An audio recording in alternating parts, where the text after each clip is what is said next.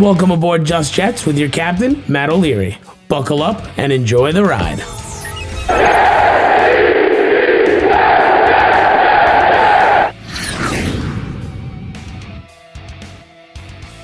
Hey, what's going on, and welcome to episode number 8 of Just Jets. What's going on? I am Matt O'Leary, going to be hanging out with you, talking some New York Jets football for the next half hour, 45 minutes or so, answering your questions on the voicemail. Oh man, am I excited to get into this one.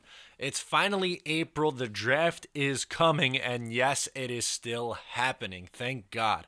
Yes, there are no sports being played right now, but one positive thing is that the draft is happening. I need something sports related in my life. And even though it's basically a virtual NFL draft where the teams are going to be in their own location and there's no big thing in Vegas going on, which is completely justified and the right thing to do. But I am just happy that it's going to happen because I need something in the sports world. If you're watching this channel, I'm sure you feel the same exact way. And we have a lot of draft rumors to get into today. That's what the story is going to be early on here in this episode. Then I'm going to get into the questions in the second half. You guys have been absolutely crushing it with the questions, by the way. Call-in number, as you know, is right here on the side. You can call in, leave your voicemails, and I'll get to them on the show. That's going to be the whole second half. First half, like I said, though, I want to talk a little bit about the NFL draft and a couple of rumors. So first, we'll start with CeeDee Lamb. It came out this week that the New York Jets have expressed interest in CeeDee Lamb, and they view him as a number one receiver, which, I mean, who wouldn't view him as a number one receiver? I personally think that Jerry Jeudy is better, but just slightly. It's not that far apart between Jeudy and Lamb. They're a 1-2 on everyone's board just about. Most people lean Jerry Jeudy and then go CeeDee Lamb too. There's a few instances where Henry Ruggs makes it into the top 2. I am not one of those people who think like that, but that is definitely something that I've seen going around the internet. The idea process behind this, or the scary thing, I guess we'll talk about. The Jets have 2 really big needs heading into the draft, and one is offensive line, particularly at the left tackle position, and the other is wide receiver. So as it stands right now, the Jets' starting tackles are Fant and Udoka. I don't know about you, but I don't feel very comfortable with going into the season with those 2 guys as my projected day 1 starters. Also, as of right now, you have Perryman out on the outside, Enunwa, who knows what you're going to get out of him, if he could even step on the field again on the outside, and you also have Crowder in the slot. Crowder and Perryman, I think, are pretty set. You definitely need to look to address wide receiver in one of the early rounds, though. If not round 1, definitely round 2. I think you can make the case that your first 2 picks in this year's draft should be at wide receiver and offensive tackle. Now, as you most likely know, there are 4 big-name offensive tackles who are in this draft. Jedrick Wills is probably the number 1 overall tackle. He's likely going to probably go between 4 and 8 if you had to guess. Maybe he goes to the Giants at 4. Maybe he goes to the Cardinals at 8. But somewhere in that range, you could definitely expect Wills to go. Tristan Wirfs is probably right there. After that, Wirfs to me is someone who with his combine is definitely a top 10 pick. I'm going to assume he's going to be off the board. But then after that, you have the Browns at 10, likely taking a tackle, and the Jets at 11 with the idea of them taking a tackle. And you have 2 other guys, Andrew Thomas from Georgia and Mekhi Becton from Louisville.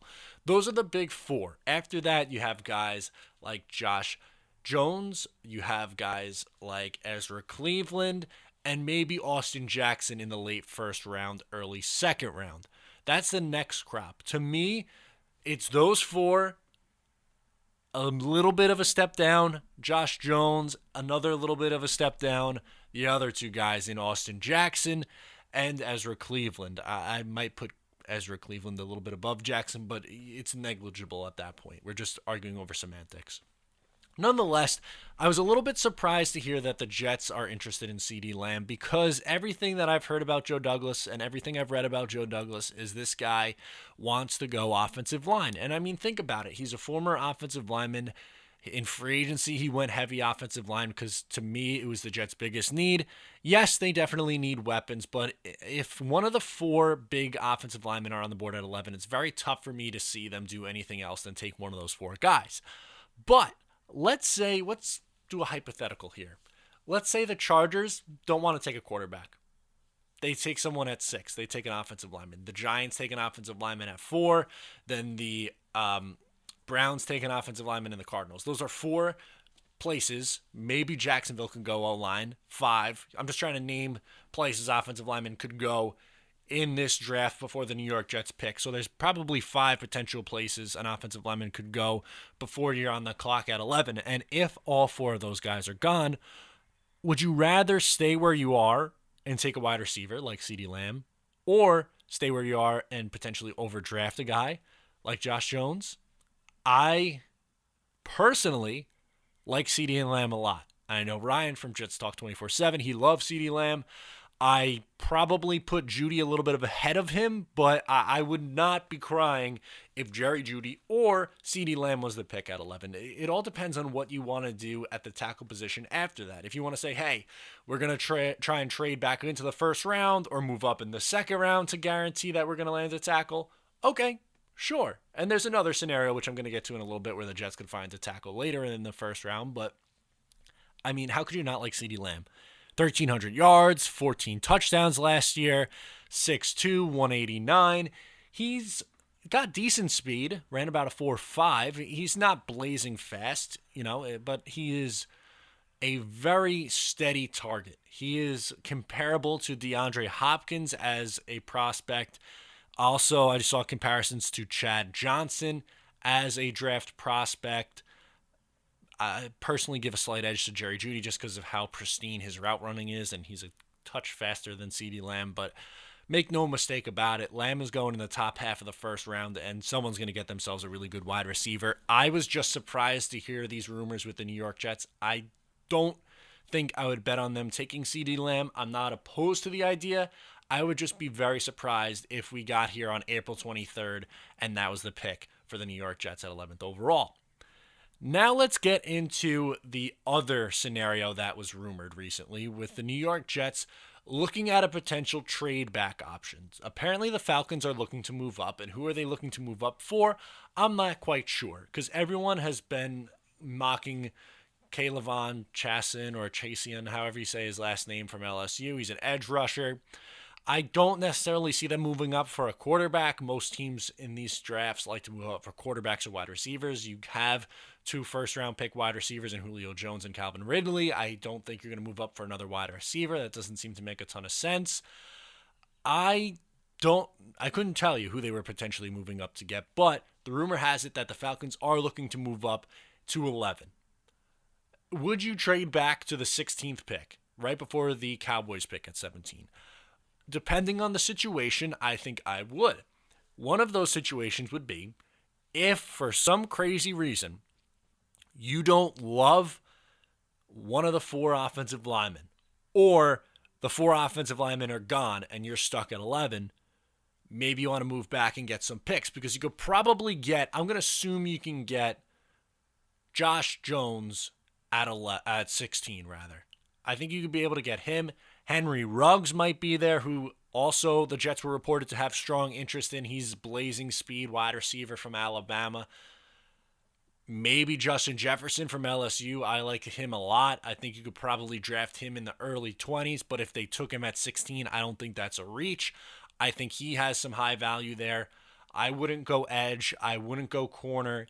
I don't think it's worth it for the New York Jets to go on the defensive side of the ball in the first round, but there are some instances where you can sell me on moving back in this first round draft class.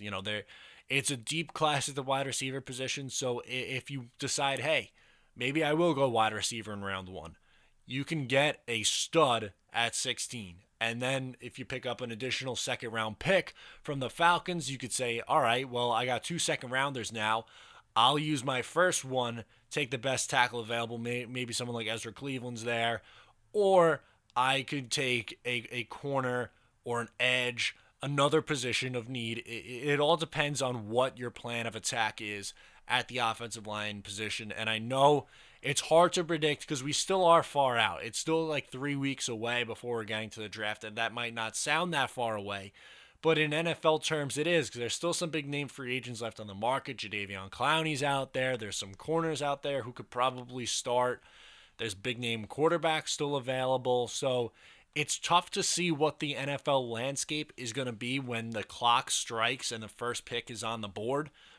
But as of this moment, it's tough for me to sit here and say confidently that I could either see them taking CeeDee Lamb, which was what we were just talking about, or trading back. I'm not opposed to the idea. I think moving back, accumulating more picks is something that Joe Douglas is going to look to do in his tenure. Mike McCagnon never did that in the first round. Never did that. He moved up to get Darnold, which was the right move and a smart move, but he never really manipulated his way through the draft all that well. He would wait until the super late rounds, and it was like, at this point, who are you moving up for? Bryce Petty you moved up for? It was a little bit crazy at that point. So ultimately here, those were the two big rumors that we saw coming out of the NFL draft. I mean, the next few weeks are going to be NFL draft heavy. I just wanted to address those two. Last quick thing from this week, the Jamal Adams saga. I already got into it on my channel. So supposedly, Dallas Cowboys beat writer said that he could see Dallas circling back to Jamal Adams if a contract extension doesn't get done. I don't necessarily see that happening. I think the Jets are going to be able to get one done, if not this year, then next year. I definitely think so. This is a guy that Joe Douglas said he wants to keep around and make him a Jet for life. It's understandable why you would want to do that with Jamal Adams. He is someone you want to build your team around, and I don't think things are going to go south. I really don't. I'm not going to overreact to some tweets that he put out there. It's 2020. Unfortunately, athletes are going to say some stupid stuff on social media. They're going to post things, delete things. It's a whole mess, but that's the world we live in the age that we're in technology age. You got to deal with that stuff. And he is too good of a player to just throw away because the trade rumors keep coming out about it. And he wants to be paid. I don't know what to tell you. I really don't at that point. But I would not bet on Jamal Adams being traded to the Dallas Cowboys. Not opposed to the idea, depending on what the compensation is. Like Joe Douglas said at the trade deadline, you got to take the phone calls on these guys. I had no issue with him taking the call. If Dallas offers you something crazy, if they offer you multiple first-round picks, you say thank you very much, Jerry Jones, and you do it. But other than that, I think you got to be pretty satisfied with the last week here in New York Jets land. A couple of hot rumors from the NFL draft and Jamal Adams drama. I mean, what else are we going to possibly get in the middle of this crisis? This is it for right now. So let's get into the voicemails. We have a ton to get through this week. We're going to start things off from Lewis in Rochester. Wants to talk a little bit about some of the remaining free agents that the New York Jets have out there. Hey, Matt. It's Lewis Solomon from Rochester, New York. Big fan of your channel. I had a question here about the Jets' remaining unrestricted free agents. So Calvin Beachum, Demaryius Thomas, Trevor Siemian, Rontez Miles, Bilal Powell, Albert McLean, Ty Montgomery, David Fales, Paul Werwill, I haven't even heard some of these, Ryan Khalil, Lachlan Edwards. Which guys would you be interested in trying to bring back, maybe on a short-term or a long-term deal, or just bring back in general? And which guys do you have no part of wanting to bring back? Ryan Khalil, definitely. All right, thanks, Matt. Yeah, Ryan Khalil is definitely someone that I don't want to bring back, and thank you so much for the question. I have made it pretty clear. If you follow me on Twitter at MattO'LearyNY, and I put it out there all the time. I made videos on it, articles back in the day when I used to write about the New York Jets. I love Bilal Powell. I'm a huge Bilal Powell stan. I think he's extremely underrated, and he was underutilized throughout most of his career with the New York Jets. I wouldn't be opposed to bringing him back. I think he's a little bit different from Le'Veon Bell. Bell's a little bit more patient, where he's kind of looking for a hole to develop, where Powell, he's going to put his nose down, get 3 to 4 yards, and maybe even fall forward. Like, that's the kind of runner that Bilal Powell is. Quick, explosive, hits the hole, and it's worked out. And what I liked about last year's team, they had 3 running backs who were pretty good, and Le'Veon Bell, Ty Montgomery, Bilal Powell. Now, I think Ty Montgomery is going to be gone. I'm not opposed to the idea of bringing him back. The Jets just didn't use him at all. It was mind-blowing how this team, Adam Gase specifically, did not utilize his 3 running backs. Those are 3 running backs who not only can run the ball, they all can catch out of the backfield. So why not run different sets where you have 2 or even 3 running backs on the field. Have Sam in the shotgun, have 2 running backs, so have Montgomery lined up to his left, Powell to his right, and Bell in the slot. Are you kidding me? There would be so much speed on the field, but they just never did anything like that. They never got creative. Ty Montgomery, they barely got him the ball. I would like to bring back Bilal Powell, I think. Fales, we found out it was brought back. I don't necessarily love that. If he's QB2, I would like someone with a little bit more upside there. Demaryius Thomas, depending on the cost, if you can get him for like $2 million, maybe you bring him back as like your 4th receiver. I just can't bank on Quincy Enunwa to be healthy. I like the guy a lot. I think he's talented. I'm just not sure if he's ever going to play in the NFL again after a second neck injury. For Calvin Beachum, I don't think they bring him back. I think that ship sailed when they brought in Fant. I think he was a little bit underrated. I thought he was a serviceable left tackle. Lachlan Edwards is the last one that I would bring back. He's a pretty good punter, man, and you need a punter on this roster, clearly. So I think those would be the main guys that I would bring back. Everyone else you mentioned, I don't really have much interest in, but thank you so much for the question.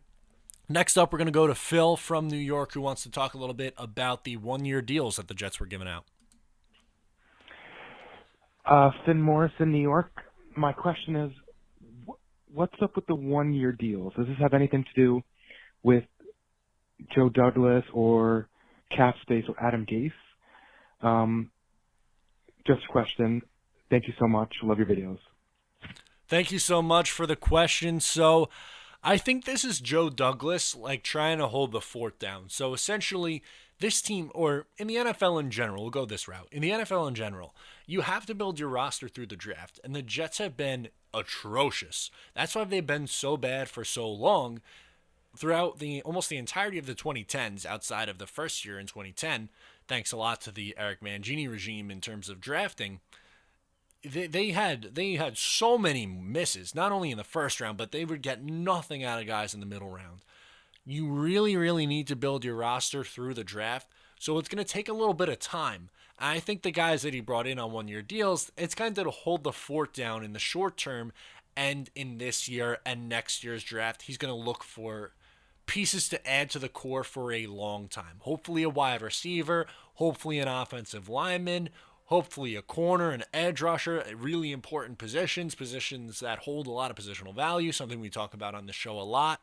But I think it's because they're not necessarily long-term pieces. Brian Poole, I think, should be brought back long-term, depending on how this year goes. Jordan Jenkins is someone that I would maybe bring back on long-term. Desir, we'll have to see if it's 2018 Desir, yeah, maybe I'll bring him back. If it's more of what he was last year, then you're probably letting him go.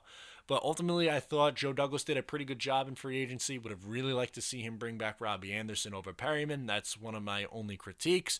Maybe would have liked a bigger name on the offensive tackle market, but can't complain too much. It's hard to judge completely because we haven't seen what the draft is looking like just yet in terms of roster building. But as of right now, I think he's done a pretty good job, and I think that kind of explains why there were so many 1-year deals.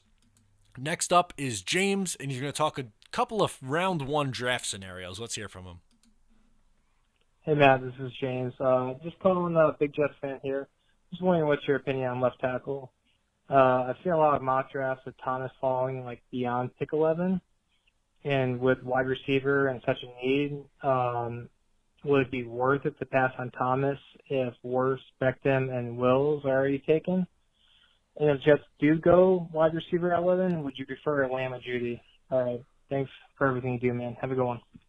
Love the question. So I have seen a couple of mocks where Thomas goes to the Buccaneers, who I believe are picking 15, somewhere around there. 14. Somewhere in the early teens they're picking. I think Denver's 15, so maybe it's 14 for them in between Indy and Denver. I think that makes sense. So anyway, we're not going to argue over semantics here. But I have seen a couple of mocks where Thomas has fallen past the Jets. And if Thomas is there, I'm taking him. If Wills or Wirfs, they won't. But if one of those two guys are there, I am taking them. I think it would be a mistake if one of the big 4 offensive linemen were there and the Jets went a different route. I really do. But it's on the same token, I am still a really big fan of CeeDee Lamb. and Jerry Jeudy. I prefer Jeudy a little bit. I think he's a better route runner. I think he's a little bit more speed, which makes him a little enticing. His ceiling's probably a little bit higher. CeeDee Lamb is a very, very good wide receiver that I think is going to be a very talented receiver in this league. There's no doubt about it. I would not be crying over those two selections. I'd be okay with it with a slight edge going to Jerry Jeudy. But with offensive line being such a big need, I'm taking one of the big four if they're available at 11. I think that has to be the play here. Next up, we're going to go to Liam in Suffolk County. He wants to talk about Antonio Brown. Hey, Matt, this is Liam from Suffolk County. I was just wondering what your thoughts would be on possibly having Antonio Brown come to the Jets. Do you think a locker room with guys like Jamal Adams would be able to handle him? I think we could get him cheap on a one-year deal, see how he goes. Yep, thank you. Bye. I would not touch him with a 10-foot pole. I really wouldn't. Their talent is there. There's no denying Antonio Brown is an extremely talented wide receiver. I just don't know if he's in it mentally. I really don't. Some of the stuff that he said, done, put on video, we saw in Hard Knocks, we saw it on social media. He's a basket case, and more so than guys like Odell Beckham who get a bad rap or other wide receivers in years gone by who've been considered divas, but Antonio Brown's out there, man. I don't know if he's in it. I know you could probably get him cheap, kind of like what happened with Josh Gordon a couple of years ago with the Patriots, but I don't think I'd want to touch Antonio Brown. I really don't. I don't mind the idea. I get where you're coming from, trying to find talent at the wide receiver position, but I don't think I want to touch Antonio Brown. Next up, we're going to talk a little bit about trading for Trent Williams and a little bit more. Here's Travis from Ohio. Hey, Matt. It's Travis from Ohio. Hey, just thoughts on something that occurred to me while I was watching a mock draft. What if the Jets trade the 11th overall pick for Trent Williams and Dwayne Haskins? Being from Ohio, I saw Dwayne Haskins light it up for 50 touchdown passes, and despite what others say, he wasn't a super mobile quarterback. He was a pocket passer, and he'd be on a rookie contract, so we could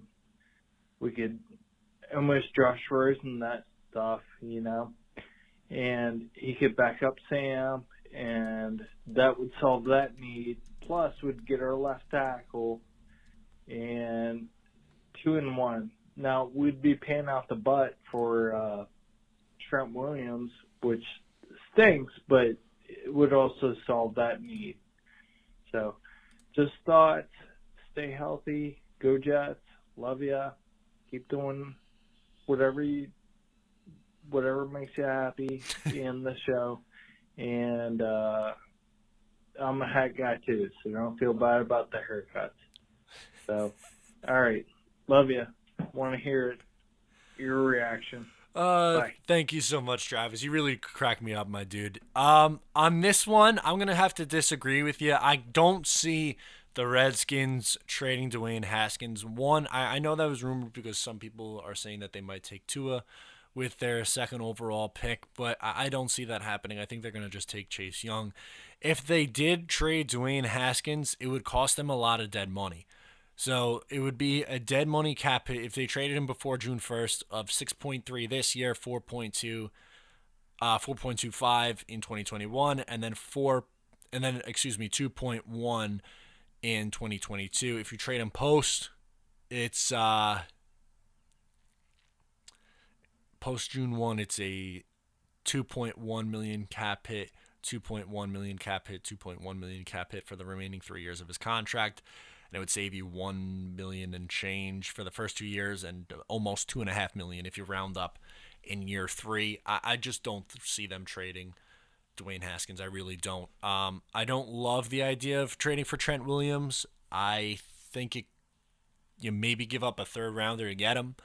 I am not parting ways with the 11th overall pick, for Trent Williams and someone who will serve as a backup quarterback. I just think you could find talent at the quarterback position for like a veteran who's not going to cost you a whole lot of money. Like Joe Flacco's out there. Do I love Joe Flacco in 2020? No, but he is a serviceable NFL quarterback. And you don't know what Dwayne Haskins. They're going to be. Moral of the story, they're not trading Dwayne Haskins, so I don't think we're going to have to worry too much about that. Next up, we're going to go to Tim from Arizona, who wants to talk a little bit about Jamal Adams and trading Jamal Adams. Hey, Maddie, this is Tim. I'm from Goodyear, Arizona. I'm new to the Jet family. I am a USC guy. Okay. And so I am on the coattails of Sam as he comes in. And I think, number one, I'd like to say that Javon Clowney is just, that's fool's gold. We don't need to do anything with that guy. He is bad news. I think we got a GM that is really frugal. He understands what's going on. He knows what he's doing. And I really think that we need to use the only commodity we have, and that is Jamal Adams, and we need to trade him to the Cowboys. We need to get their pick to the first round, maybe a third, and maybe a couple other picks. And we'll be able to pick up one of those four offensive tackles, and we'll have a shot at one of the big three receivers, CeeDee Lamb or Ruggs. I got a great feeling about Ruggs. I think he's really driven. I saw a bio on him, and I think the guy's the real deal. Plus, he's got the speed. So I submit it to you. Love to hear you talk a little further about that. You know, I always think about the statement that Babe Ruth made. He said, "Don't let the fear of striking out keep you from swinging for the fences." And I think we need to do something really big so that we can be very competitive and we will be in the playoffs this next year. Thanks, buddy. Okay, a lot of positivity in that. I like that. So let's break this down. It was a long question, so we got a lot to get through. First, the idea of moving Jamal Adams, I don't – it depends on what you're getting for him. If you're getting at minimum 3 picks and one of them has to be a first-rounder, and the least I would go is third. So a first and 2/3 is the absolute lowest that I would go for Jamal Adams. If you give me a first, second, third, I'm for it. If you give me a first and a third this year and a third next year, okay, I would probably do it. I don't think one of those 3 big receivers would be there at 17, though, when the Cowboys are picking. I expect them all to be off the board by, I'm going to say, probably 15. I would think 15. And I like Henry Ruggs a lot. I think he's got a ton of speed. He's blazing fast, and that would be fun to pair him next to Perryman and let the offense go to work. I just don't know how realistic it is to expect him to be there at 17. Because let's think about it. He can go at 15 to Denver. I could see that a lot. 16 is where the Falcons are picking for now. I don't think he would go there. Could potentially go to Indy. Maybe Tampa Bay. They have 2 good receivers. I don't think they would want to give even more weapons to Tom Brady. I think they'd probably go offensive line. Jacksonville could go receiver. I'm trying to think of other teams really picking before that can go wide receiver. There's not a lot. Maybe one of them is there at 17. I wouldn't bet on it, though. I think that's a little bit risky. I would think the 3 of them are gone, top 15. That's just me. But ultimately here, we're going to have to sit back and wait. And that's what really sucks about this. But I appreciate the question. I like Henry Ruggs a lot. And there's a really good Babe Ruth quote that you pulled up there. I agree. The Jets got to eventually do something bold, man. I'm tired about, missing the playoffs every year. Next question, I think, is from Kyle. It's really hard to hear the name in this one. So I know he's calling from New York. He says he wants to talk about Michael Pittman. So let's hear from him. Hi. My name's Kyle. I'm from New York. And my question is, what are your thoughts on Michael Pittman, Jr. out of USC? All right, that's my question. Goodbye. So I like Michael Pittman. He is a wide receiver from USC, a junior, as this young man said. I think he is probably going to go in the 3rd round. I think that's where I would take him. If the Jets are there at 48 and they take him at 48, I think that's probably a bit of a reach in the second round. He's good, and he's played with Sam Darnold. I think if he was there with one of the picks that you have in round 3, like the Giants pick is early in round 3, then okay, sure. I'll take it. I'll take a flyer on Michael Pittman. I'm about it. But at 48, I don't think I would take him. Good in the third round. Anything before the third round, I think you're reaching for Michael Pittman.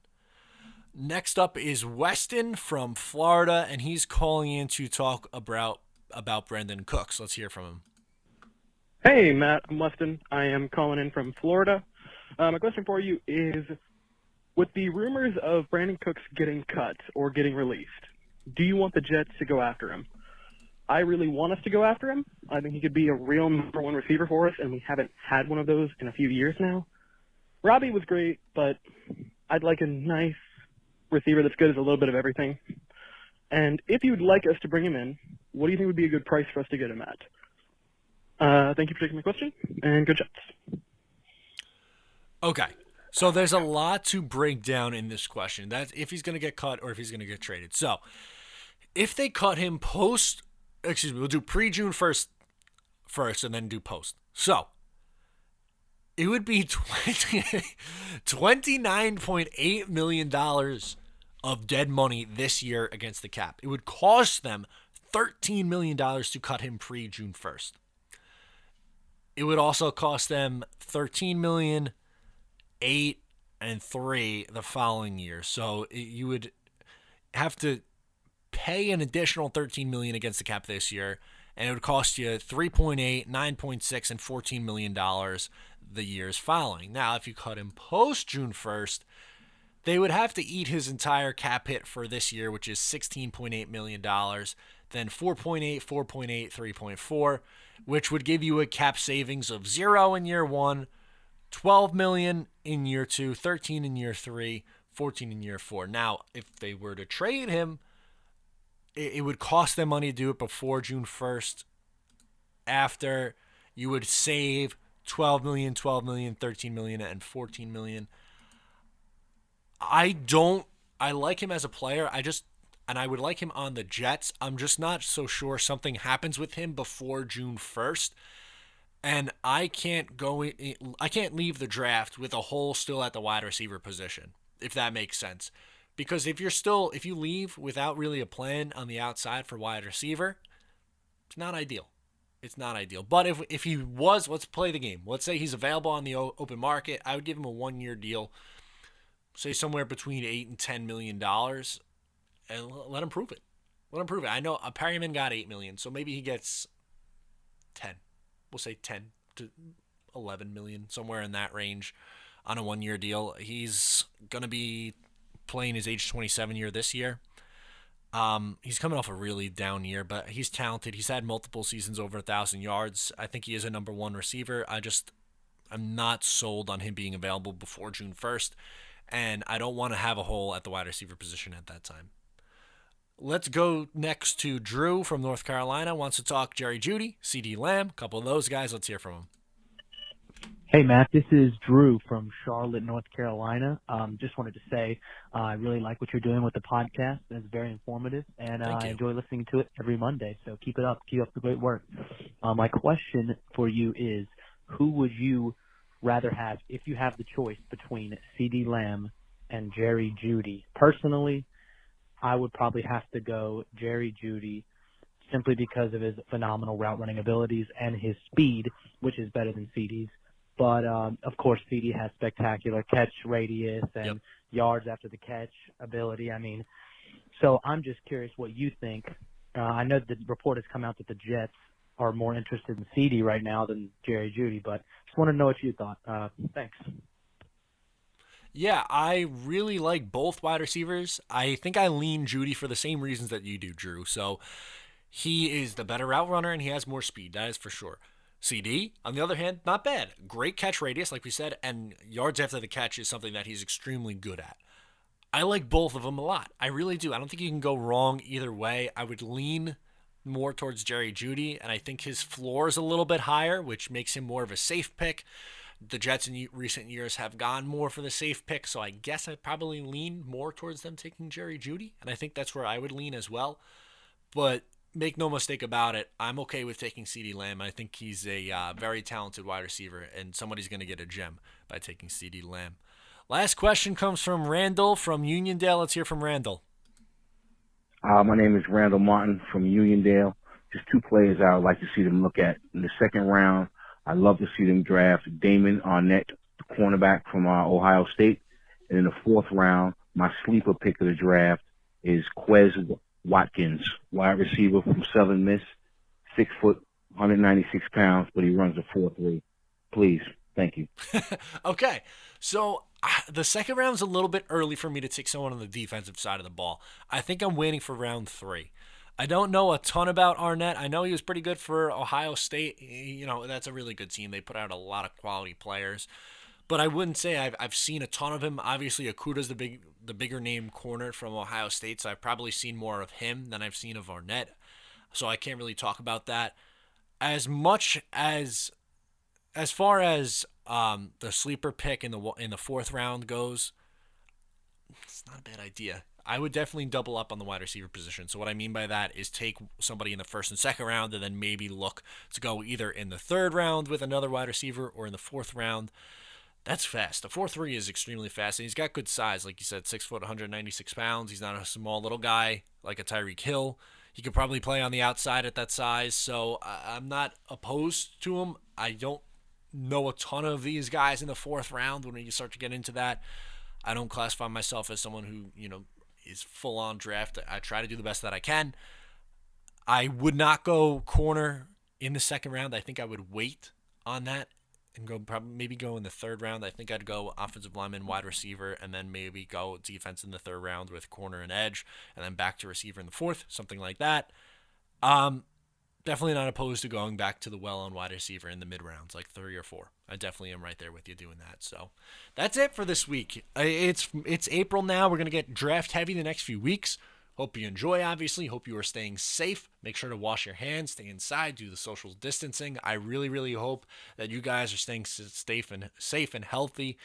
It's going to peak soon. This thing is going to peak soon. And listen, we're all in this together. I know it sucks. It's really trying times right now, but some of the things that I've seen on the internet has actually been pretty positive. People coming together, and that stuff we really do like to see. So I just wanted to say thank you so much for tuning in.